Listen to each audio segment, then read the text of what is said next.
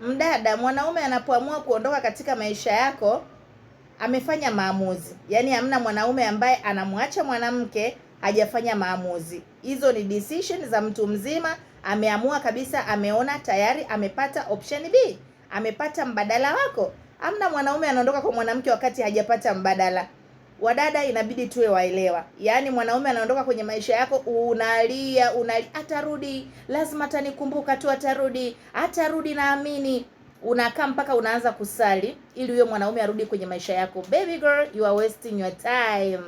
Mwanaume ni mtu mzima, na anapoamua kutoka kwenye maisha yako, maana yake kishapata mbadala wako. So wewe ni lazima ujue tu alikuwa kwenye maisha yangu kuja kunifundisha na ameshanifundisha, so I have to move on. Lia mara moja kama ni wakulia. Lia, ruhusu kulia kwamba nimeachwa, maliza, anza safari.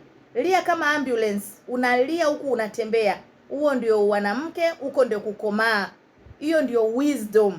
Jamani, kuna wadada wanalia. Mtu analia amalizi mwezi, miezi unalia. You are wasting your time. Kumbuka huyo mtu huko amesha move on, yuko na mwanamke mwingine wanaenjoy. Wakati wewe unalia huku chumbani, utoki mwezi, miezi miwili, miezi mitatu umestuck. Mwenzio anaendelea na maisha yake vizuri, tena anaendelea kula bata. Kwa hiyo jamani, wanawake tujifunze kukubali kulia mara moja. Tulie huku tunatembea kama ambulance. Kama we ni mgumu sana, lia huku unatembea. Unafanya mambo yako, unapambania kesho yako. Nobody's gonna come to save you, baby girl. Hakuna. Hata huyo mwanaume akujali, ndio maana anakupa maumivu.